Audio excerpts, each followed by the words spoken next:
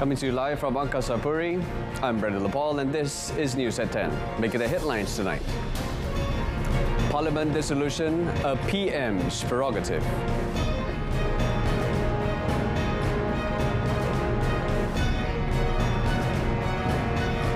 And anti-hopping law takes effect from tomorrow.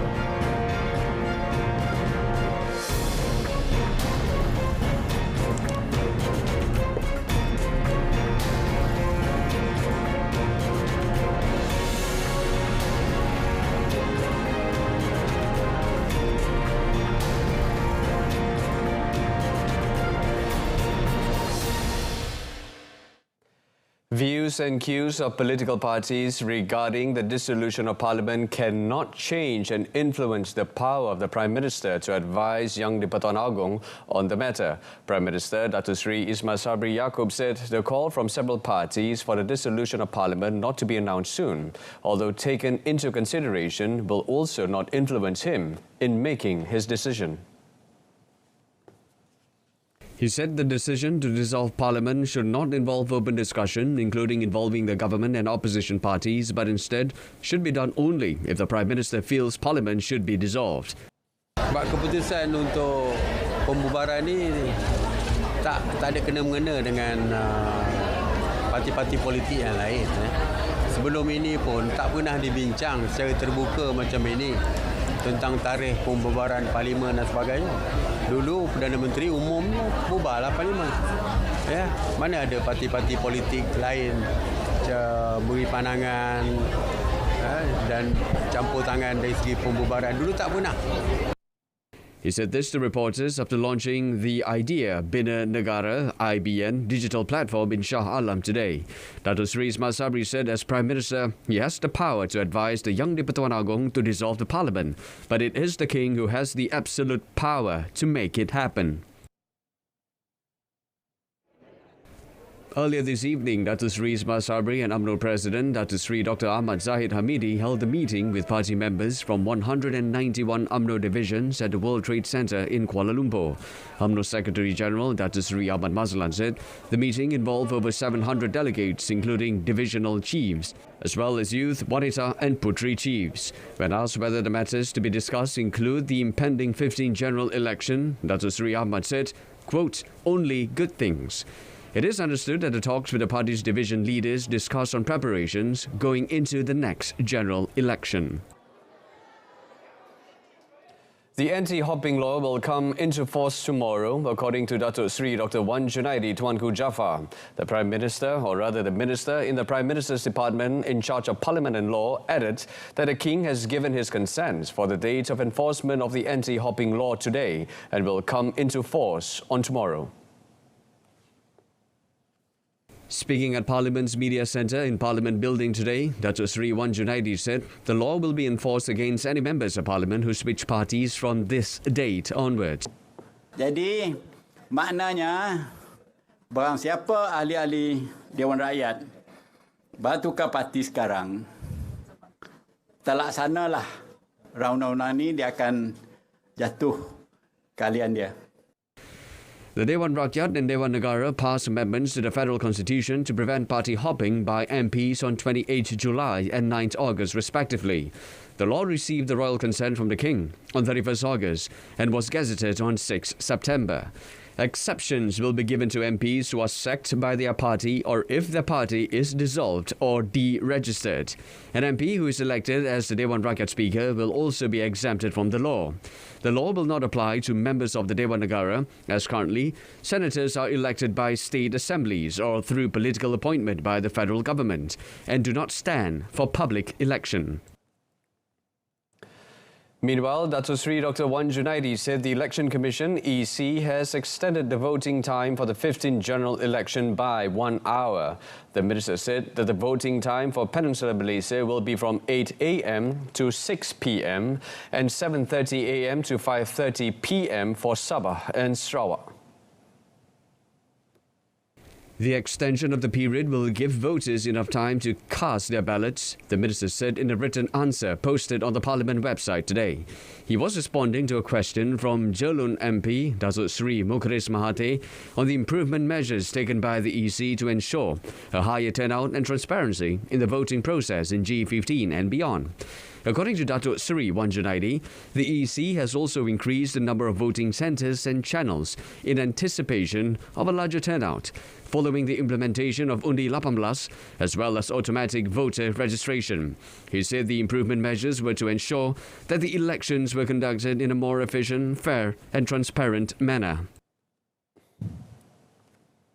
The Ministry of Health (MOH) is closing in on a deal to take full control of MySejahtera in a bid to put broad concerns over the ownership and security of the health app to rest. Health Minister Khairi Jamaluddin said the parties involved will soon sign a contract to ensure that the entire MySejahtera app, including its data, is owned by the government. Khairi alluded to the Parliament's Public Accounts Committee (PAC) latest report on MySejahtera, which recommended full control by the government over the health app. Aplikasi MySejahtera dijadikan alat pengurusan kesihatan awam negara selaras dengan pelan pendigitalan perkhidmatan kesihatan. Memilihkan data selamat dan ini boleh digunakan sebagai platform kesihatan awam. Dan sejak beberapa bulan yang lepas pun saya rasa banyak features kan Tan Sri yang kita telah tambah non-COVID features lah, organ, derma darah, health check, punya detail dan sebagainya. Jadi dia lah transisi sebagai aplikasi kesihatan awam dan jelas laporan PAC telah mengesyorkan dan sebenarnya endorse MySejahtera sebagai aplikasi kesihatan awam. Speaking to reporters in Putrajaya today, Khairi, however, did not elaborate on the terms of the contract, including the takeover cost. Earlier today, the Parliamentary Select Committee revealed that the government had awarded the contract to develop the MySejahtera application to Entomo Malaysia Sendirian Berhad, formerly known as KPI Soft Malaysia Sendirian Berhad, without going through the right procurement procedures. PAC in its report said no supporting documents or minutes were available to prove Entomo's appointment as the application developer, except for a non-disclosure agreement signed between the NSC and the company. Therefore, the PAC called on the government to fully take over the MySejahtera application through the Malaysian Administrative Modernisation and Management Planning Unit, MAMPU. On the control of tobacco products and smoking bill 2022, Khairi said the second reading is scheduled for this Thursday, with amendments to the bill have been approved by the Parliamentary Special Select Committee (PSSC), made up of representatives from both the government and opposition. Maka semalam jawatan kuasa pilihan khas semua ahli telah setuju dengan pindaan yang telah pun dicadangkan bersama dan kepada penyata ni report of the pindaan dan proceeding lah yang akan kita bentangkan pada hari esok insyaAllah. Maknanya bila rang undang-undang ini dengan pindaannya balik ke Parlimen nanti, dia balik ke Parlimen dengan persetujuan semua ahli jawatan kuasa bahawa rang undang-undang tu kalau ada kebimbangan dahulu dah ditangani dengan pindaan-pindaannya. The Control of Tobacco Products and Smoking Bill 2022 was tabled for the first reading in Dewan Rakyat on 27 July. However, on 2nd August, Dewan Rakyat agreed for the bill to be referred to the PSSC for further scrutiny. The bill, which seeks to prohibit those born on and after 1st January 2007 from purchasing or possessing cigarettes or vape products, was deemed to limit the freedom of choice by some members of Parliament. The Idea Bina Negara (IBN) digital platform, which enables Malaysians, especially the young people, to submit their ideas and aspirations towards nation building, has received more than 12,000 inputs from youth across the country. Prime Minister Datuk Seri Ismail Sabri Yaakob said he was very pleased because the biggest contributor of ideas, who made up 57.9% of the respondents, was those aged between 18 and 21 years. The Prime Minister said the government really needs solid support from the young people to develop Malaysia, and that he believes The IBN Digital Platform Initiative had opened up space for them to channel their ideas and voice out their problems to the government. He's confident that by taking into account the voices, recommendations and aspirations of young people, the nation will be able to make the big agenda of national recovery a success. Melalui analisis teks menggunakan teknologi kepintaran buatan atau artificial intelligence, menunjukkan idea-idea yang diajukan melalui aplikasi IBN ini bersifat positif dan membina. Sebanyak 12% anak muda telah menyuarakan tentang isu politik dengan menyentuh aspek kestabilan, prestasi kerajaan serta kualiti dan kematangan pemimpin. He said this at the launch of IBN 2022 at University Teknologi Mara in Shah Alam today. The average monthly salaries and wages received by employees in Malaysia increased by 3.5% in 2021 to 3,037 ringgit compared to 2,933 ringgit in 2020. According to the 2021 Salary and Wage Survey report released by the Statistics Department DOSM today, the number of salary and wage earners in Malaysia was 9.7 million people in 2021, an increase of 3.4% compared to 9.4 million people in 2020.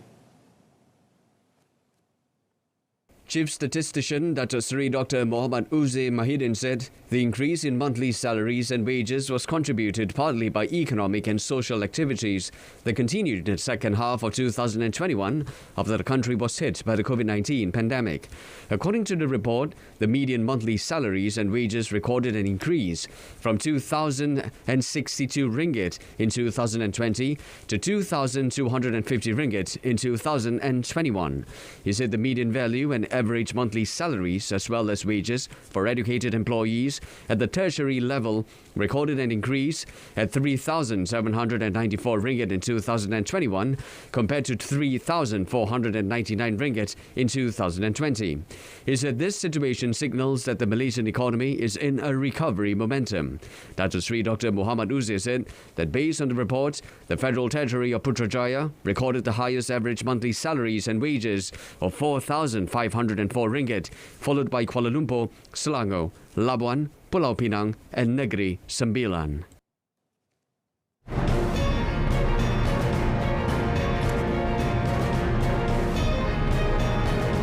Dato Sri Najib's lawyer told to avoid media trial. That and more after this short break. Stay with us.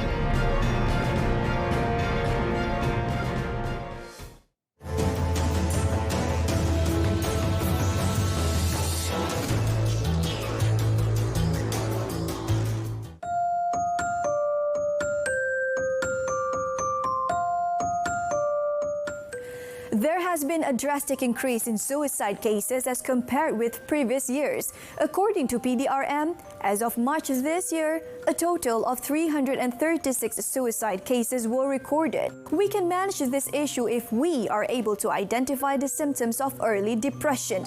Don't go through it alone. Go and get help.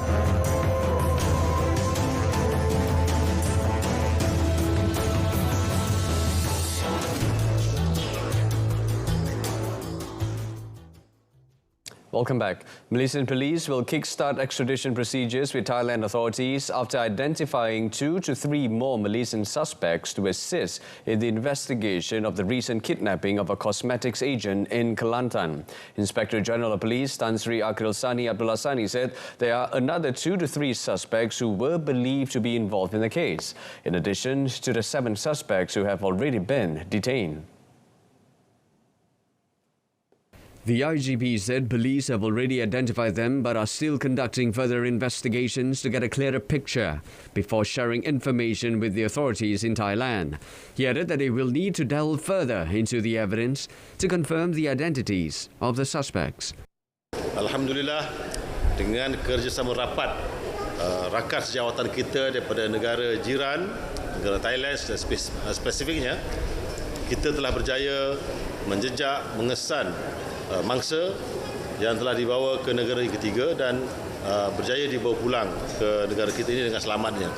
Dan tindakan ini adalah ekoran daripada kerjasama rapat yang erat yang telah kita jalinkan selama ini dengan polis Thailand, dan ini menunjukkan bahawa kerjasama yang erat ini akan dapat membantu untuk kita menyelesaikan kes-kes yang rumit seperti ini.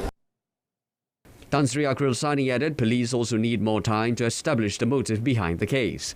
He was speaking to the media after attending the 75th Marine Police Day celebration at the Marine Police Base in Batu Uban, Georgetown, Pulau Pinang.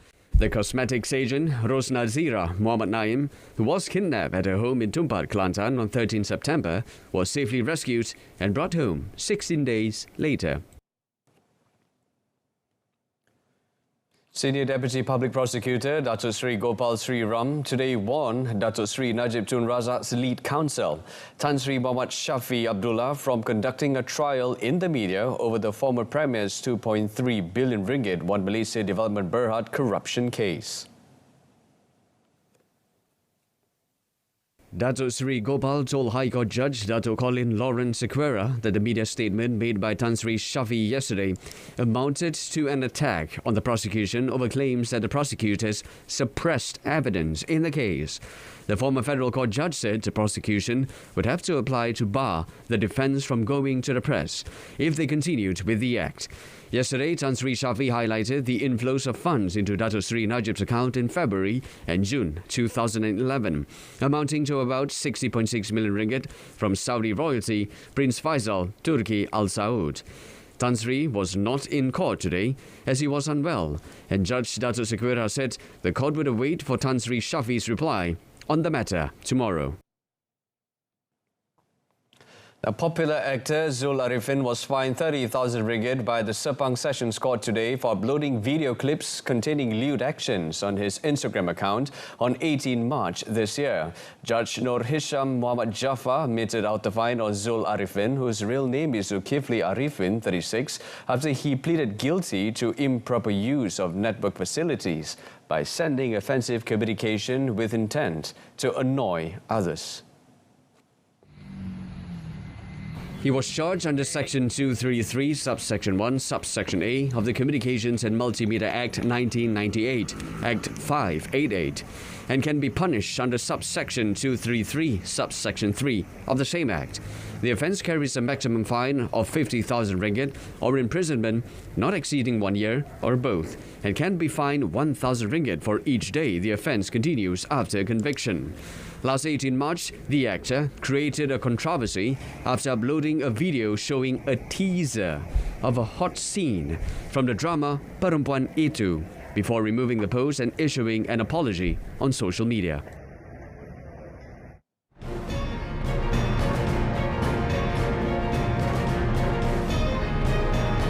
Coming up next, Indonesia probes senior policeman over stadium stampede. Stay with us.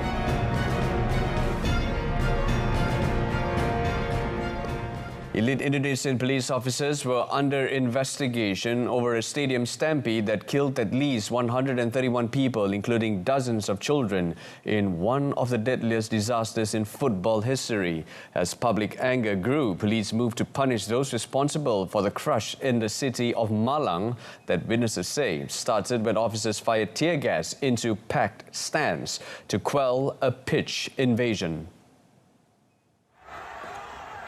Police described the incident as a riot and said 2 officers were killed, but survivors accused them of overreacting.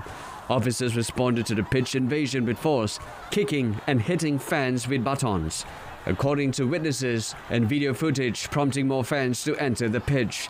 National Police spokesman Debbie Prasetyo said the Malang police chief was replaced yesterday. 9 officers were suspended and 19 others were put under investigation over the disaster in the stadium, which was filled with only hometown Arema FC fans. He said those suspended were members of the Mobile Brigade Corps, a unit that acts as the Special Operations paramilitary unit for the Indonesian Police Force and is notorious for its aggressive crowd control tactics. South Korea readied its warplanes for bombing drills with the US today in response to North Korea's firing of a missile over Japan for the first time in 5 years. Officials in Tokyo and Seoul said the North ballistic missile flew 4,600 kilometers to a maximum altitude of about 1,000 kilometers.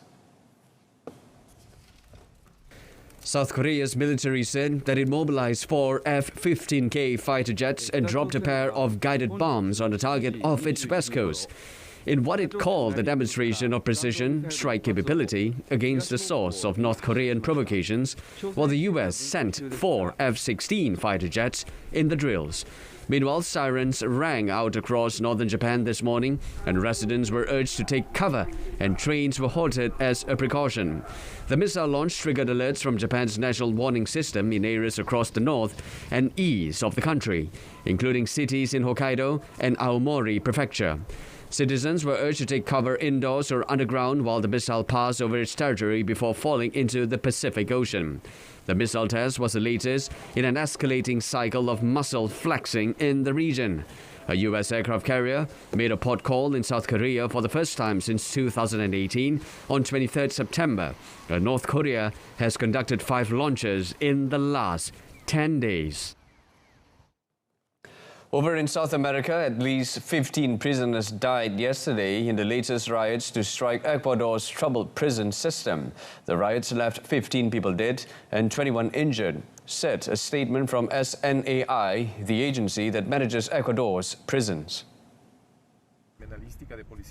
The agency had earlier announced that tactical units were continuing operations to regain control of the facility located in the southern Ecuadorian city of Latacunga.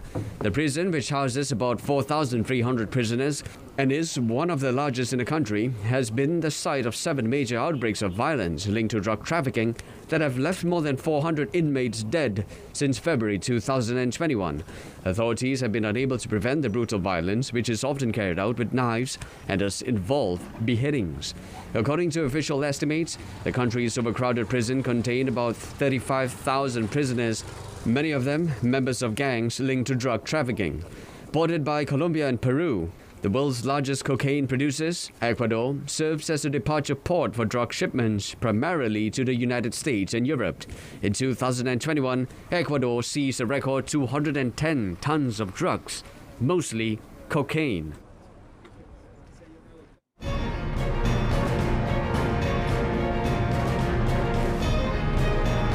Next in sports, Casper Ruud ousted from Japan Open. Stay with us.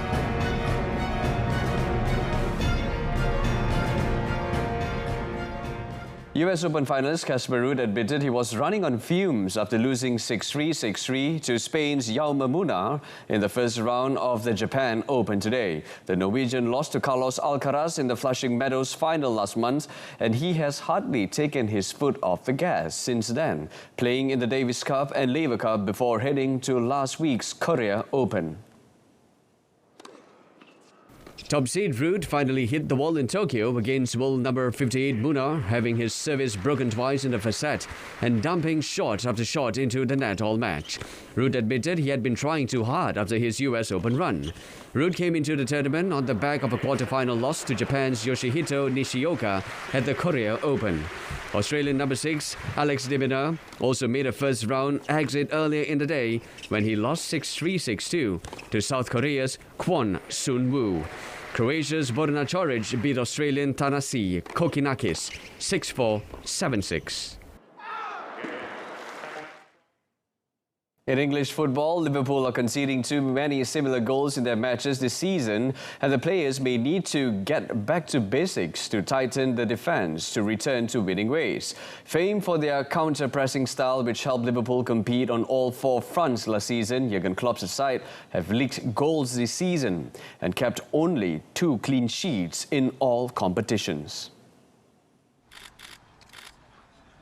A 3-all draw against Brighton and Hove Albion dropped Liverpool to 9th in the Premier League standings, and Klopp said they would have to come out of the crisis in a similar way to when they lost several defenders to injuries 2 seasons ago.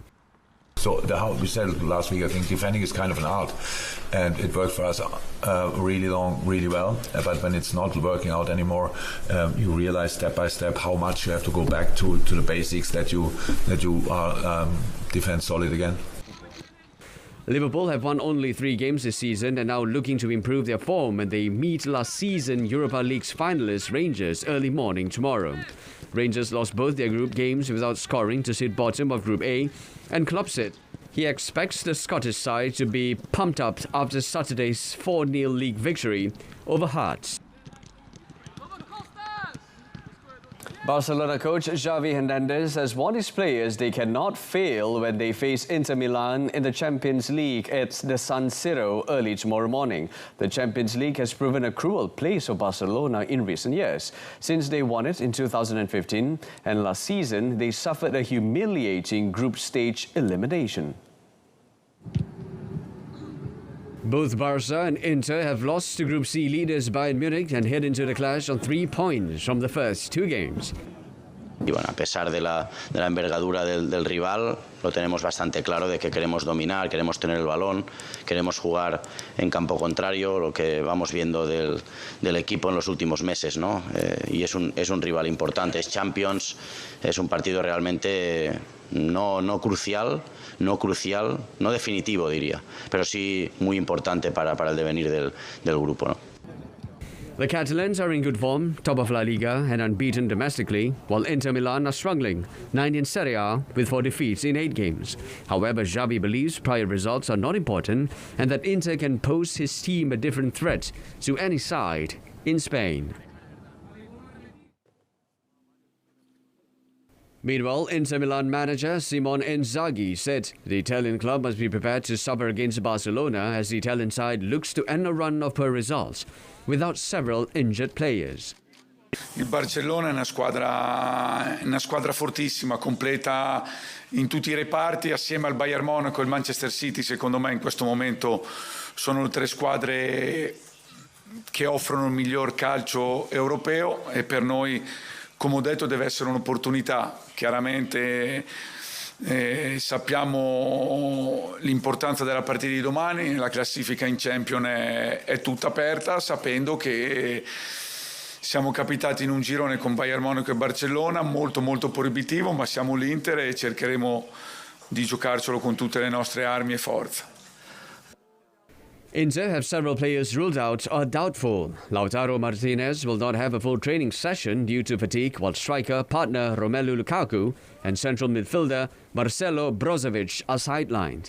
Inzaghi confirmed close season recruit Andre Onana would continue in goal, having started their first 2 group games, while club captain Same Handanovic has started the team's games in the league campaign.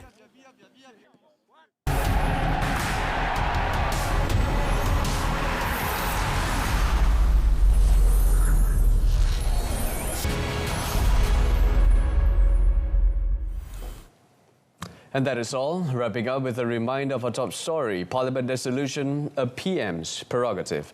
Join us for more updates at 12:30 p.m. tomorrow. Till then, it's lights out. I'm Brendan Paul. Stay tuned to the Berita RTM and have a pleasant evening. Take care.